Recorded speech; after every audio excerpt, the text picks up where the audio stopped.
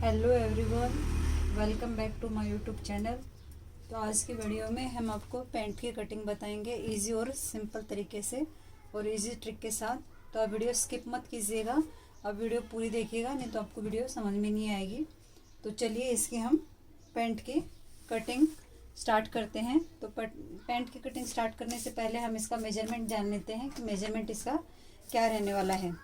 Length रहेगी इसकी 36.5 inch, hip रहेगा 37, वेस्ट 32, थाइस 23 और नी का राउंड है हमारा 17। तो ये सब हमारे मेजरमेंट है, इसी के अकॉर्डिंग हम आपको पैंट की कटिंग बताने वाले हैं। तो चलिए वीडियो स्टार्ट करते हैं।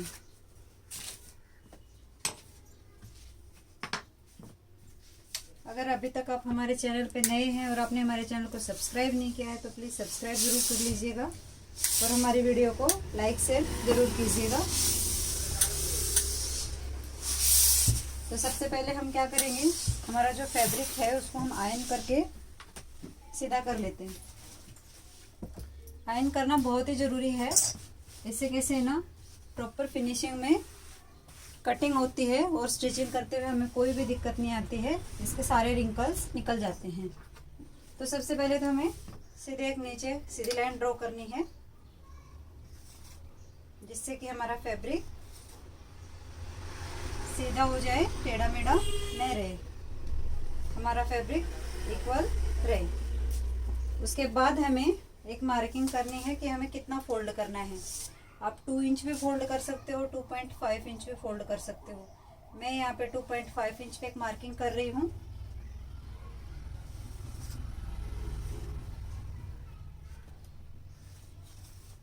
तो ये देखिए, यहाँ पे मैंने 2.5 इंच पे एक मार्किंग कर दी है और जो फैब्रिक हमने सीधा किया है उसको हम पहले कट करके सीधा कर लेते हैं।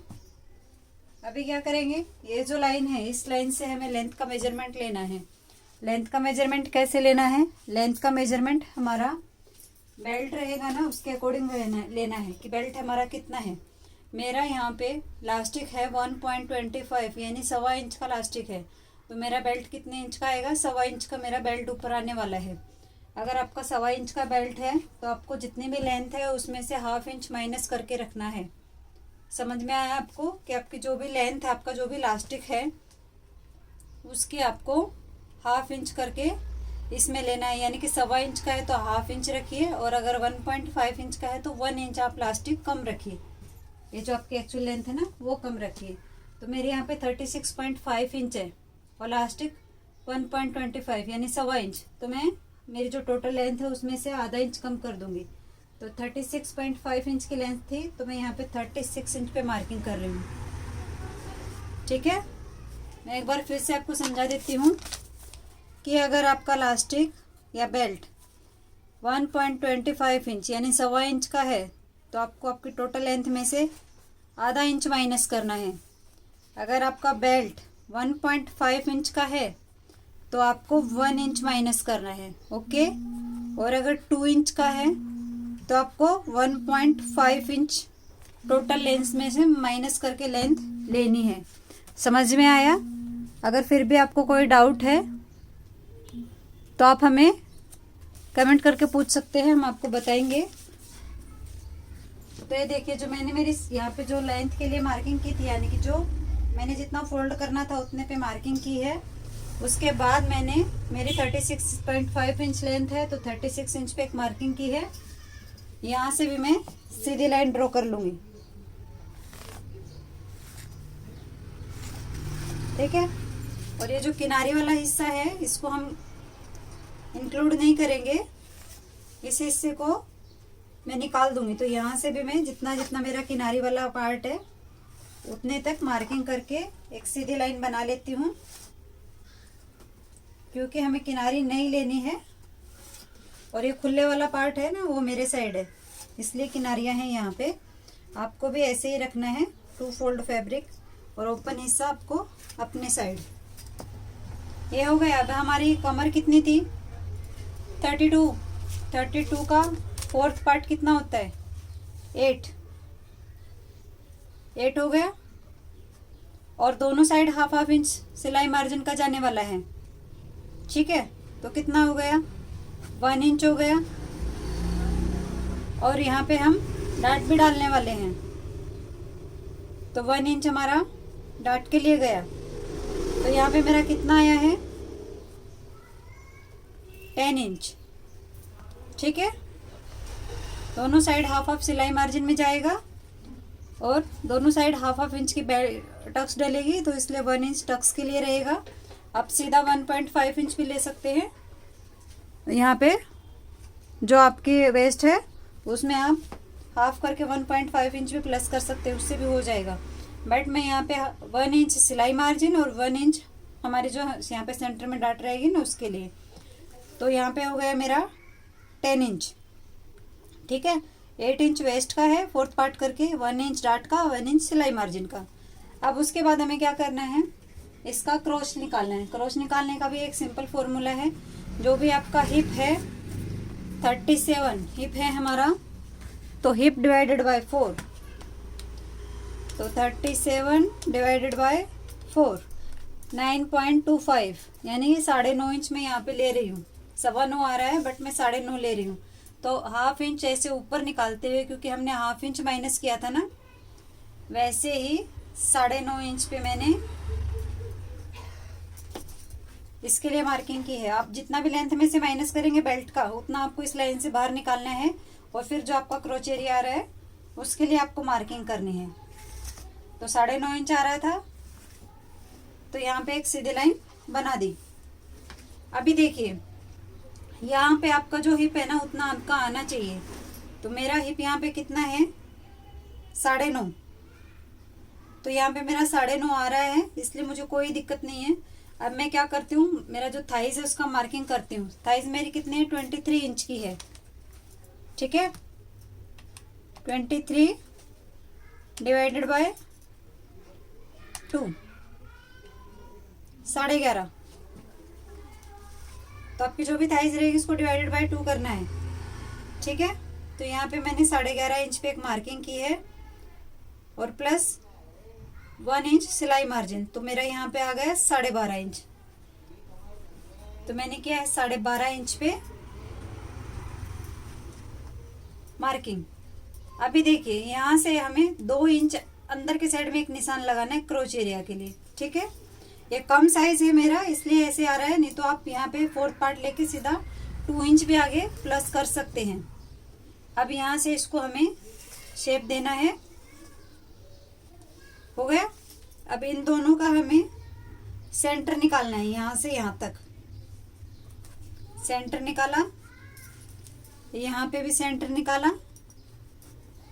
जो हमने लाइन रखी थी ना उसको छोड़ के सेंटर निकालना है। यहाँ पे भी हमने सेंटर निकाला, ओके। और मेरा यहाँ पे नी की लेंथ कितनी आ रही थी? 19 इंच आ रही थी।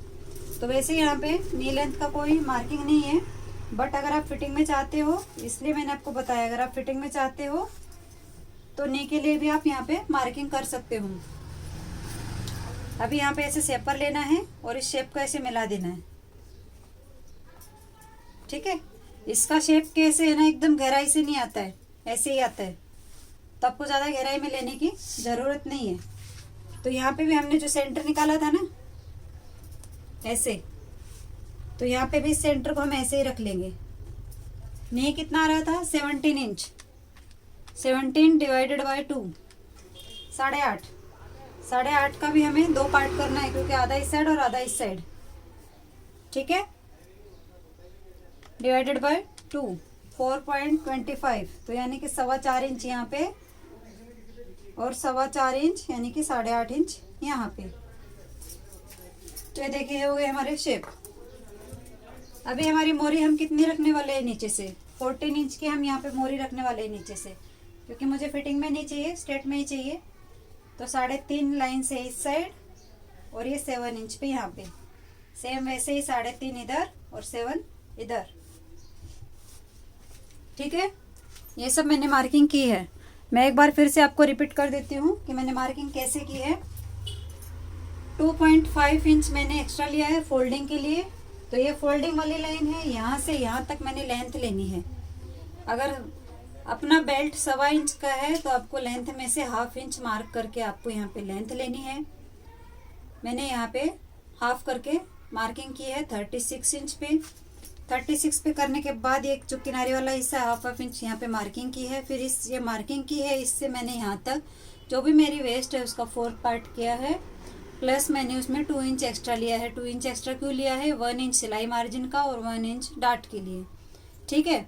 फिर उसके बाद हमने क्रोच एरिया निकाला है। क्रोच एरिया कैसे निकाला है? जो भी अपना हिप है उसको डिवाइडेड बाय 4 करके यहाँ पे क्रोच एरिया लेना है।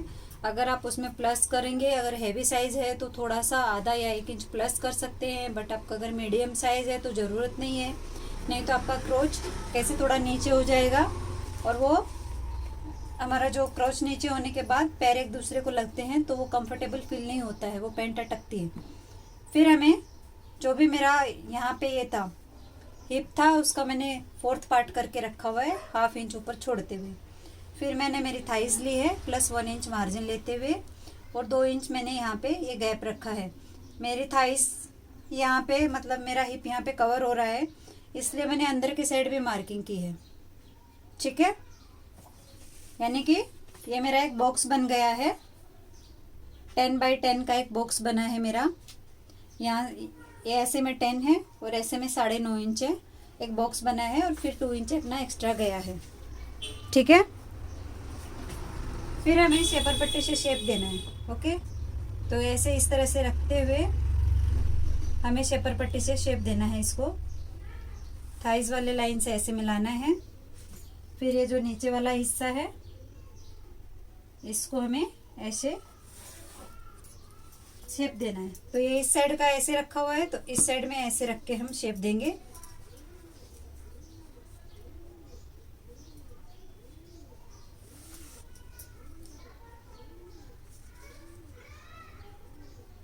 ये ऐसे हमने इस साइड रख के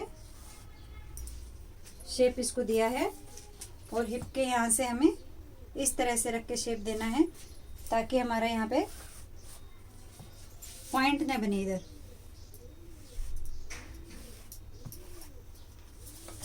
तो ये हो गई हमारे फ्रंट पार्ट की मार्किंग। और यहाँ पे जो हमारा सेंटर निकला था वहाँ से हमें डार्ट के लिए मार्किंग करनी है 4.5 इंच तक और 1/2 इंच हमें यहाँ से डाउन जाना है। अगर आपका साइज हैवी है तो आप 1 इंच तक भी डाउन जा सकते हैं। ठीक है, दोनों साइड से 1/2 इंच हमें दबाना है। अब हम इसकी इस साइड से कटिंग करेंगे। फिर उसके बाद हम बैक वाले पार्ट की कटिंग करेंगे। तो यहाँ पे ऐसे क्रॉस में लेते हुए कट करना है।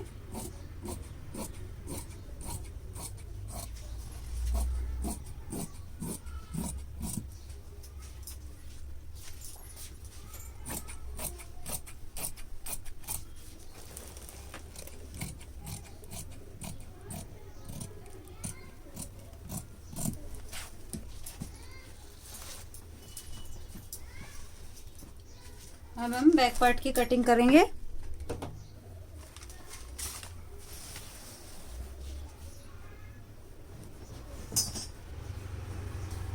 वैसे ही फैब्रिक को 2 फोल्ड में रखना है, ओपन वाला हिस्सा अपने साइड रखना है।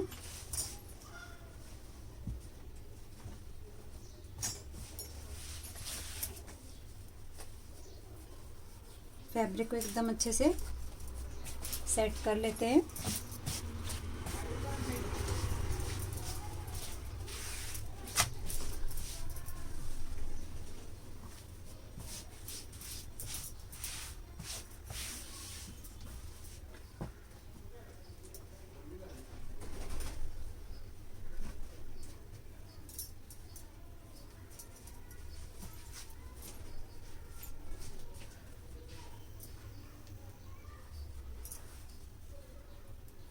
देखिए इसको हमने अच्छे से सेट किया है फैब्रिक को। अभी जितने भी हमारी सीधी लाइन थी हम उसको पहले सीधा कर लेते हैं। यहाँ पे हमारी सीधी लाइन थी तो यहाँ पे सीधी कर लेते हैं, यहाँ पे सीधी थी, इसको भी सीधा कर लेते हैं, ये भी सीधी, यहाँ से भी और यहाँ से भी होगी। अब यहाँ पे 2 इंच हमें एक्स्ट्रा लेना है। हैवी साइज है तो आप 3 इंच लीजिए, बट 2 इंच, लेडीज में 2 इंच काफ़ी हो जाता है। यहाँ पे देखिए मैंने यहाँ पे 2 इंच लिया है एक्स्ट्रा, और इसको इधर इससे मिलाना है। तो इसको मिलाने के लिए आप शेपर पट्टी यूज कीजिए। पहले इसको हमें यहाँ पे 2 इंच एक्स्ट्रा और रखना है पीछे से उठा के। 1.5 इंच भी रख सकते हैं और 2 इंच भी रख सकते हैं आप इसको ऊपर उठा के, और 2.5 इंच भी रख सकते हो। और अगर बहुत ही हैवी साइज है तो आप यहाँ पे इसको 3 इंच भी ऊपर रख सकते हो। क्यों रखना है? क्योंकि इससे हमारी जो पैंट हम बैठते हैं ना तो पीछे से नीचे नहीं आती है, इसलिए हमें इसको ऐसे रखना है। फिर ये शेपर को ऐसे लेना है और इस लाइन से ऐसे इसको मिलाना है, ठीक है। फिर हमें ये जितना है यहाँ पे इधर भी उतना ही रखना है, 2 इंच, और इसको भी हमें ऐसे शेप दे देना है।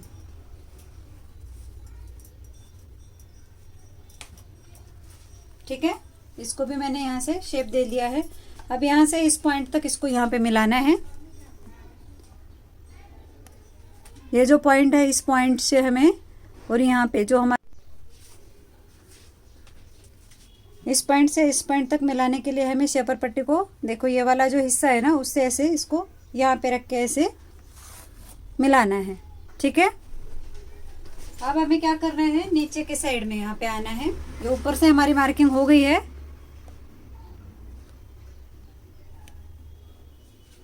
अब हमें यहाँ पे नीचे के साइड में मार्किंग करनी है। तो मैं नीचे यहाँ पे ज़्यादा नहीं कर रही हूँ, 1.5 इंच मार्क कर रही हूँ।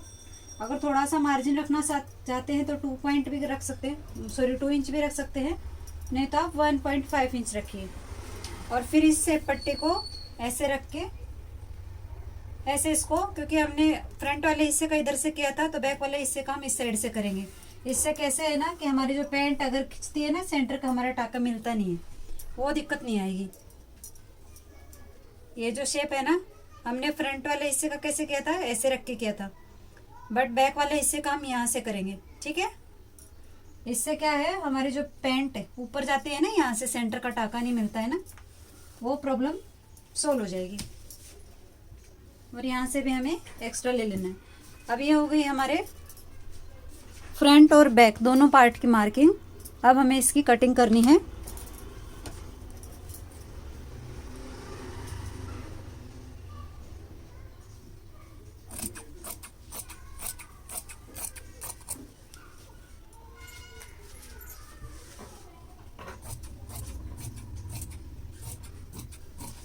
अगर आपको फिर भी थोड़ा सा अगर भी डाउट लगता है, वीडियो समझ में नहीं आ रहा है, तो आप हमें कमेंट कीजिए। मैं आपके लिए एक वीडियो और बनाऊंगी, तो थोड़ा और इजी तरीके से आपको समझाने की कोशिश करूंगी। अगर आपको इस तरीके से थोड़ा डिफिकल्ट लग रहा है तो आप हमें कमेंट करके बोलिए, हम आपको थोड़ा और सिंपल वे में समझाने की कोशिश करेंगे।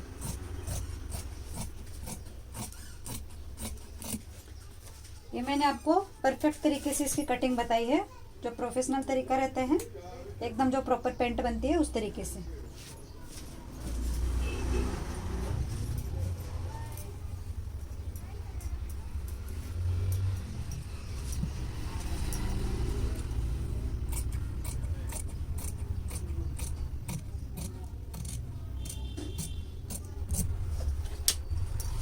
तो देखिए, और ये जो हमने कट लगाए हैं यहाँ पे, ये सिलते हुए हमारे कट से कट यहाँ पे मिलने चाहिए, इसलिए हमने यहाँ पे ये कट लगाए हैं। और यहाँ पे भी हम कट लगा लेंगे ताकि हमें अंदाजा रहे हमें इतना फोल्ड करना है, ठीक है। अब जो फ्रंट वाले हिस्से को हमने 1/2 इंच डाउन दिया था, उसको भी हम 1/2 इंच डाउन दे देते हैं। और ये सेंटर प्लेट का भी हम कट लगा लेते हैं।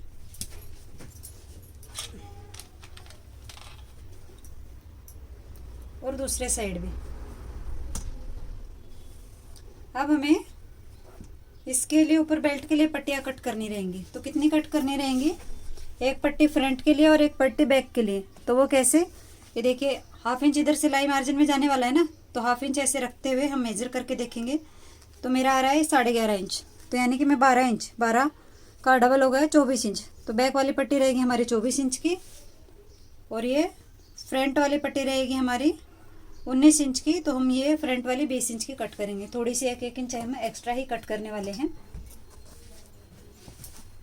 तो ये हो गए हमारे फ्रंट और बैक पार्ट दोनों की कटिंग। अब हम यहाँ से इसकी पॉकेट कट करेंगे। पहले तो आप दोनों साइड भी पॉकेट लगा सकते हो और एक साइड भी।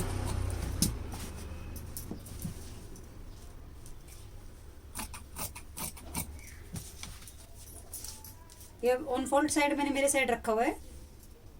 पॉकेट की लेंथ रखेंगे हम 12.5 इंच, 13 इंच भी रख सकते हैं। और यहाँ से इसको सीधा ऐसे बना लेंगे। तो और पॉकेट की जो हमारी चौड़ाई रहेगी वो 6 इंच डबल में, ठीक है। ऊपर से भी 6 इंच, 6x6 का हम एक बॉक्स बना लेते हैं। और नीचे से यहाँ से ओपन वाले साइड से इसको हल्की सी गोलाई दे देते हैं ऐसे।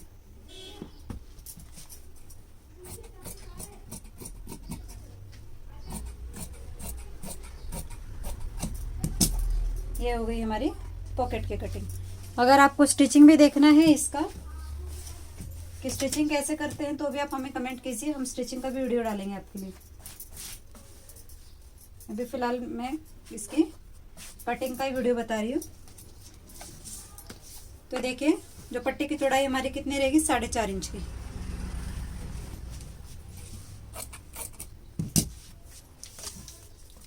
तो यहाँ से यहाँ तक थोड़ा बढ़ा के ही रखना है आपको, बाद में आपका जितना बेल्ट है उतना आप रख लीजिए, ठीक है। 4.5 इंच की मैं यहाँ पे पट्टी कट कर लेती हूँ। 2 पट्टियाँ हैं, फ्रंट और बैक एक साथ कट कर रहे हैं। बाद में हम फ्रंट के लिए जितना चाहिएगा उतनी पट्टी हम कट कर लेंगे।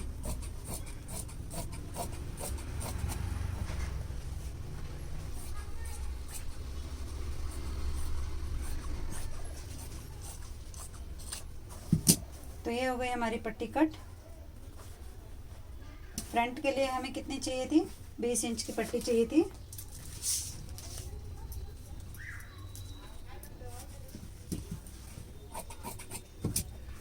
तो ये देखिए, ये बाकी हम हमारा फैब्रिक इसे निकाल देते हैं। तो ये थी हमारे पैंट की कटिंग। आई होप कि आपको समझ में आई होगी। अगर आपको कोई भी डाउट हो तो आप हमें कमेंट करके पूछ सकते हैं। और प्लीज़ वीडियो को लाइक, शेयर और सब्सक्राइब करना मत भूलिएगा। तो मिलते हैं नेक्स्ट वीडियो में, तब तक के लिए बाय। और हमारी वीडियो देखने के लिए आपका बहुत बहुत धन्यवाद।